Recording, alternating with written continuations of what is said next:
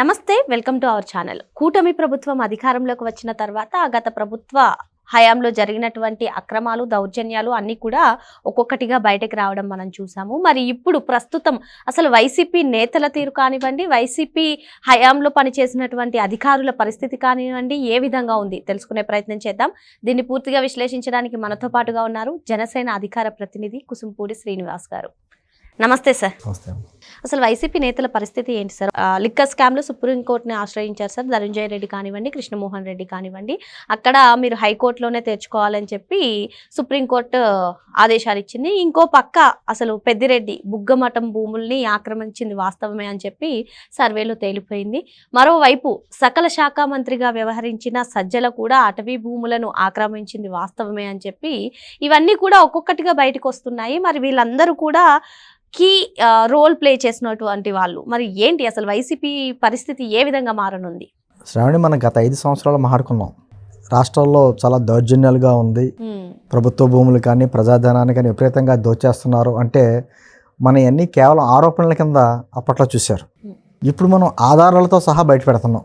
సరే, ఇప్పుడు ఈ రోజున సుప్రీంకోర్టుని కూడా ఆశ్రయించారు. లిక్కర్ స్కామ్కి సంబంధించి ఆయన హయాంలో, జగన్మోహన్ రెడ్డి గారి హయాంలో పనిచేసినటువంటి సెక్రటరీగా పనిచేసినటువంటి ప్రభుత్వ కార్యదర్శిగా ధనంజయ రెడ్డి గారు, తర్వాత ఆయన దగ్గర పిఈగా పనిచేసి తర్వాత ఓఎస్డీగా ప్రమోషన్ వచ్చినటువంటి కృష్ణమోహన్ రెడ్డి గారు, వాళ్ళు సుప్రీంకోర్టు కూడా వెళ్ళారు. సుప్రీంకోర్టు కూడా హైకోర్టులో తేల్చుకోవడం ఉంది. అంటే మీరు చెప్పినట్టు ఓ పక్కన లిక్కర్ స్కామ్ నడుస్తుంది, ఓ పక్కనేమో బొగ్గమఠం భూములకు సంబంధించి ఇంకా ఆయన నడుస్తుంది. సజ్జల గారిదేమో ఓ పక్కన భూములు. అంటే అటవీ భూమా, ఆ భూమా, ఈ భూమా లేకుండా దోచుకున్న సంఘటన ఒకటి. చాలా విచిత్రం ఏంటంటే లిక్కర్ స్కామ్ సంబంధించి ఏదైతే గత హయాంలో మద్యపాన నిషేధం చేసి మాత్రమే ఓట్లాడుతూ ఉన్నటువంటి వ్యక్తులు మద్యపానంలో ఎంత మునిగిపోయారో ఇప్పుడు రాష్ట్రం అంతా కనిపిస్తుంది. తవ్వుతోటి రోజుకు ఒక కొత్త పాత్ర వస్తుంది. ఒకటో కృష్ణుడు, రెండో కృష్ణుడు, మూడో కృష్ణుడు అనేవారు ఇదివరకు. అలా కొత్త కొత్త పాత్రలన్నీ వస్తున్నాయి. సరే, నేనేమంటానంటే రాజకేశ్వరరెడ్డి లాంటి వ్యక్తి సూట్ కేసులు మోసినందుకే దాదాపు 2,500 కోట్లు స్కామ్ జరిగి చేసాడు అన్నట్టుగా తెలుస్తుంటే అసలు ఆ సూట్ కేసులు ఎంత ఉంది? సూట్ కేసులు మోసినోడికి అంత వస్తే సూట్ కేసులు ఎంత ఉంది? ఆ సూట్ కేసు చివరికి ఎవరికి చేరింది అంటే ఇప్పుడు చాలా చివరి స్థాయికి చేరి ధనంజయ రెడ్డికి లేకపోతే కృష్ణమోహన్ రెడ్డి దగ్గరకు వచ్చి ఆగింది అనలేదు, ఆగలేదు, అక్కడి వరకు వచ్చింది. దాని నెక్స్ట్ ఎక్కడికి వెళ్తుందో అన్నదే అందరికీ తెలిసినదే. అంటే చాలామంది ఇంకెందుకు ఆధారాలు దొరికినా కూడా ఖచ్చితమైన ఆధారాలతో అక్కడ పెట్టాలి. కోర్టు ఏం చేస్తుందని కోర్టు సాక్ష్యాధారాలు మాత్రమే నమ్ముతుంది. అయితే మీరు అన్నట్టుగా అసలు ఏంటి పరిస్థితి అంటే వీళ్ళ నాయకులు అందరూ, నేను గతంలో కూడా చెప్పినట్టున్నాను, మన మామూలుగా కథలన్నీ కంచికి చేరుతాయి. ఎవరి కథ అయినా కంచికి చేరింది అంటాం. వైసీపీ వాళ్ళ కథలు మాత్రం కస్టడీకి చేరుతాయి. ఎందుకంటే వాళ్ళు చూడండి, వాళ్ళ వైఎస్ కుటుంబాన్ని నమ్ముకున్నటువంటి పాత్రికేయులు కావచ్చు, అధికారులు కావచ్చు, రాజకీయ నాయకులు కావచ్చు, ఆ కుటుంబానికి అండగా నిలబడిన ప్రతి వ్యక్తి చివరికి ఎక్కడికి వెళ్తాడంటే జైల్లోకి వెళ్తాడు. ఎందుకంటే వాళ్ళు చేసింది అదే. గత 5 సంవత్సరాలే కాదు, రాజశేఖర రెడ్డి గారి ముఖ్యమంత్రిగా ఉన్నప్పుడు కానించి జరిగింది అదే. చాలా విచిత్రం అమ్మ శ్రావణి. ఈ ధనంజయ రెడ్డి విషయం చూడండి, అతను ఐఏఎస్ కాదు. ఫస్ట్లో ఢిల్లీ ఐలాండ్స్ ఉన్నాయి, వాటికి సంబంధించి అక్కడ చేసే వ్యక్తిని తీసుకొచ్చి, అండమాన్ నికోబార్ ఐలాండ్స్కి సంబంధించి అక్కడ ఉన్న వ్యక్తిని తీసుకొచ్చి వాళ్ళ జిల్లా, కడప జిల్లా వ్యక్తి కదా అని చెప్పేసి అని ఆ ధనంజయ రెడ్డిని ముందేమో అధికారంలోకి తీసుకుని, ప్రభుత్వంలోకి తీసుకుని, ఆ తర్వాత ఏమో ఐఏఎస్ చేసి, ఆ తర్వాత ఏమో ఇప్పుడు జగన్మోహన్ రెడ్డి గారు వచ్చిన తర్వాత అతన్ని ప్రభుత్వ కార్యదర్శిగా చేశారు. ఇంకా ఇష్టారాజ్యంగా అతను ఏ విధంగా కొలగొట్టాడు అనేది మనం చూస్తున్నాం. అప్పుడు అదేవిధంగా కృష్ణమోహన్ రెడ్డి మామూలుగా ఒక గ్రామ సర్పంచ్గా చేశాడు. ఆ తర్వాత జగన్ పంచం చేరిన తర్వాత ఆయన ఒక పిఏ, ఆ పిఏ వల్ల ప్రభుత్వం వచ్చేటప్పటికి ఓఎస్డీ అయిపోయాడు. అంటే గతంలో 2019 ఎలక్షన్స్కి ముందు ఎవరైతే వాళ్ళకి అధికారులు రావడానికి కృషి చేశారో, సాక్షి పేపర్లో పనిచేసిన, ఛానల్లో పనిచేసిన వ్యక్తులు అందరినీ తీసుకెళ్ళి ఆ రోజున ప్రభుత్వంలో సలహాదారుల కిందో రకరకాల పోస్టుల్లో పెట్టి సెక్రటేరియట్లో మీరు చూడండి. మీరు ఎప్పుడన్నా గతంలో 1924 మధ్యన సెక్రటేరియట్కి వెళ్తే ఇది సాక్షి ప్రధాన కార్యాలయమా, ఆంధ్రప్రదేశ్ సచివాలయమా అన్న తేడా కనపడకుండా ఉండేది. అందరూ అక్కడే ఉండేవారు. అంటే లబ్ధి, తనకి అధికారులు రావడానికి ఎవరైతే చేశారో వాళ్ళందరికీ కూడా లబ్ధి చేకూర్చాడు జగన్మోహన్ రెడ్డి. ఇప్పుడు ఏమవుతుంది, ఏదైనా ఐఏఎస్ రిలేషన్ కానించి ఇవన్నీ కూడా ఏమవుతుందంటే ఈ కుటుంబానికి ఎవరైతే అండగా నిలబడి చేశారో వాళ్ళందరూ కూడా ఈరోజు జైలు పాలవలసి వస్తుంది. కానీ వీళ్ళు సూట్ కేసులు మోసింది లేకపోతే చేసింది అంత ఎవరి గురించి? ఆ కుటుంబం గురించే కదా. అతను బయట రావాలి, దాని గురించి నడుస్తుంది. దీంట్లో కొంత పోలీసుల ఉదాసీనత కూడా కనపడుతుందమ్మా. ఈ మధ్యకాలంలో చూసాం, బోరుగడ్డకి సంబంధించి అసలు అతను ఛార్జ్ షీట్ ఇవ్వడానికే ఎంత ఇబ్బంది పడ్డారో పోలీసులు అర్థమవుతుంది. అదేవిధంగా గతంలో గోరంట్ల మాధవ్ విషయంలో, అంతకుముందు ఎమ్మెల్సీ అనంతబాబు విషయంలో కూడా 90 రోజుల వరకు ఛార్జ్ షీట్ ఇలా.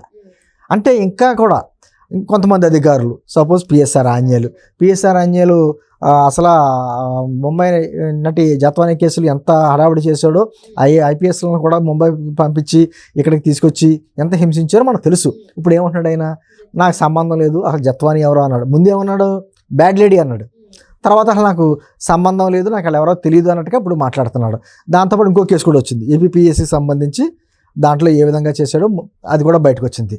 అంటే ఆయన దృష్టిలో ఆ అమ్మాయి ఏమో బ్యాడ్ లేడీ, మోహన్ రెడ్డి గారు ఏమో గుడ్ బాయ్. అంటే ఇన్ని రకాలుగా ప్రజాధనాన్ని దోచుకున్న వాళ్ళందరూ గుడ్ బాయ్స్ మాట ఆయనకి. అదేవిధంగా ఈ మధ్యకాలంలో పేపర్లు కూడా చూసాం. ఈ రోజుకి కూడా రాష్ట్రం మీద విషం చిమ్మడానికి ఇన్ని ప్రయత్నాలు చేయాలి, అన్ని ప్రయత్నాలు చేస్తున్నారు. హైదరాబాద్లో కడప జిల్లా చెందినటువంటి మాజీ ఐఏఎస్ ఒక 30 మందిని ఎంతమందిని పెట్టుకుని అతను విషం చిమ్మడానికి ప్రయత్నాలు చేస్తున్నారు. గతంలో కూడా అంతే. వారి పేపర్లకు సంబంధించిన పాత్రికేయులు, చాలా సీనియర్ మోస్ట్ పాత్రికేయులకి సంబంధించినటువంటి వ్యక్తులు, వాళ్ళందరూ కూడా ఈ రోజుకి ఎప్పుడు దాకా ఎందుకమ్మా మన అమరావతి అంత గ్రాండ్గా పునఃప్రారంభోత్సవం జరుగుతుంటే వాళ్ళ పేపర్లోని రాష్ట్రంలో ప్రజలందరూ దుఃఖాలతో ఉంటే వీళ్ళేమో సంబరాలు చేసుకుంటున్నారు అని చెప్పేసి అని వాళ్ళు రాశారు. అంటే ఎంత దుర్మార్గంగా ఉంది. ఈ రోజుకి అమరావతి ప్రాంతానికి సంబంధించి లెటర్లు రాస్తా వరల్డ్ బ్యాంక్కి, ఏడీబీకి లెటర్లు రాస్తా ఆ విధంగా చేస్తున్నారు. వాళ్ళ పత్రికకి సంబంధించినటువంటి వ్యక్తులు కొంతమంది అనలిస్టులను పెట్టుకుని అక్కడ విషయం చెబుతున్నారు. అంటే మనం గతంలో దండుపాళ్యం బ్యాచ్ అనేవాళ్ళం, దాన్ని మించిపోయారు, తీవ్రవాదుల్లో తయారైపోయారు వీళ్ళు. అంటే రాష్ట్రానికి ఎటువంటి పెట్టుబడులు రాకూడదు, రాష్ట్రంలో ప్రజలు సుఖశాంతులతో ఉండకూడదు అనేటువంటి చేస్తూ ఉన్నారు. ఈ రోజున పేపర్ చూడండి, ఏ రోజు పేపర్ చూడండి, వాళ్ళకి సంబంధించిన వ్యక్తులు కోర్టుకో జైలుకో ఏదో రకమైనటువంటి వార్త లేకుండా ఉండట్లా. అంటే ఎంత దారుణంగా, ఒక్క మద్యం విషయమే మనం ఇప్పుడు మాట్లాడుకుంటున్నాం, ఇప్పుడు హైలైట్గా నడుస్తుంది కాబట్టి. అది ఏకంగా ఢిల్లీ కుంభకోణం విషయంలో అప్పుడు ముఖ్యమంత్రిగా ఉన్నటువంటి కేజ్రీవాల్తో సహా అందరూ కూడా జైలు పాలయ్యారు, కవిత గారితో సహా. దానికి 10 రెట్లు పెద్దైనటువంటి ఈ కేసులో ఇప్పటికి ఒకళ్ళొకళ్ళు అంతమంది తవ్వుతుంటే ఎంతమంది వస్తున్నారో తెలియట్లేదు. సార్ ఇక్కడ ఒక డౌట్ సార్, ఏ కేసు అయినా సరే విచారణ ఎదుర్కొంటున్నారు, మాకు గుర్తులేదు, తెలియదు, అసలు ఏం జరిగిందో తెలియదు అంటున్నారు. కానీ అసలు ఎందుకు బిగ్ బాస్ పేరు చెప్పట్లేదు ఎవరైనా సరే? అంటే చెప్తారమ్మా, ఇదో సందర్భం వచ్చినప్పుడు ఖచ్చితంగా వస్తాయి. ఎందుకంటే అక్కడ వరకు వెళ్ళిన తర్వాత ఆగదు. ఇంకా ఖచ్చితంగా దీని వెనకాల ఎవరున్నారు, ఇప్పుడు వాళ్ళ పైకమే కత్తి పెడితే ఏం చేస్తారమ్మా, ఖచ్చితంగా ఎవరన్నదే సమాధానం వస్తుంది. కాకపోతే ఏంటంటే జగన్మోహన్ రెడ్డికి అంటే భయం. ఈ పోలీసులు మనల్ని ఏం చేయరు, కోర్టులు మనకి ఏం చేయరు, మహా అయితే జైలు శిక్ష చేస్తారు, బయటకు వస్తాం. అదే జగన్మోహన్ రెడ్డికి వ్యతిరేకంగా జగన్మోహన్ రెడ్డి పేరు చెప్తే బాత్రూమ్ తీసుకెళ్తాడు, ఆ భయం ఉంది కదా. గొడ్ల మార్కు రాజకీయాలని చేస్తాడు, ఒక భయం ఉంది కాబట్టి అది చేయరు. మిగతా ఆయన దేనికైనా పోన్లే మహా అయితే ఒక 5 నెలలో 6 నెలలో సంవత్సరాలు జైల్లో ఉంటే వద్దాం. ఆయన కూడా అంటాడు కదా, నేనే 16 నెలలు జైల్లో ఉన్నాను, గాడిగుడ్డు ఏముంది, మళ్ళీ వెళ్దాం, లోపలికి వెళ్దాం, వద్దాం అని చెప్పేసి ధైర్యం కూడా ఇస్తున్నాడు జగన్మోహన్ రెడ్డి. అంటే జైలు అంటే వాళ్ళకి ఏదో పిచ్చాపాటిగా ఒక టూర్కి వెళ్ళిచ్చినట్టు అలవాటు అయిపోయింది వాళ్ళకి. పిఎస్ఆర్ ఆంజనేయులు గారు కూడా వారం ముందే నాకు తెలుసు మీరు వస్తారని, ఒకసారి ఎలా ఉంటుందో చూసొద్దాం అని చెప్పేసి అంటే, మరి ఐపీఎస్ చేసినట్టు వ్యక్తి, అన్ని పదవులు నిర్వహించినట్టు వ్యక్తి, ఆ విధమైనటువంటి కార్యక్రమాలు. నేను అంటుంది ఇదంతా ఒక గూడు పుటానిగా. వీళ్ళల్లో కొంతమందికి ఏమో చంద్రబాబు గారు అంటే కోపం, కొంతమంది పవన్ కళ్యాణ్ గారు అంటే కోపం, కొంతమందికి జగన్మోహన్ రెడ్డి కుటుంబం అంటే బాగా ఇష్టం.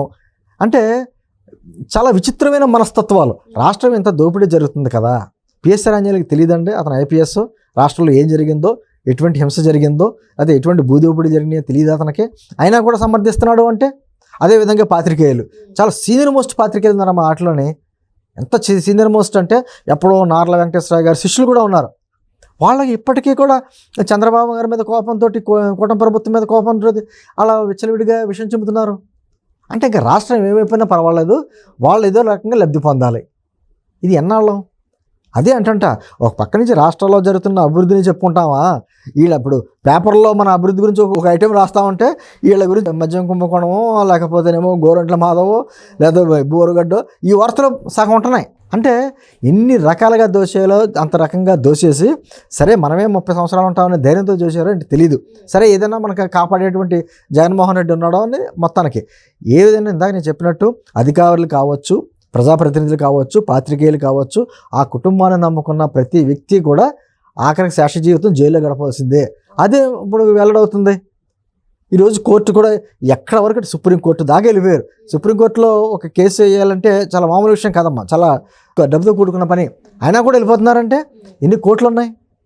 నేను ఇందాక చెప్పినట్టు రాజకేశ్ రెడ్డి అనే వ్యక్తి సూట్ కేసు అటు ఇటు ట్రాన్స్ఫర్ చేసిన వ్యక్తి.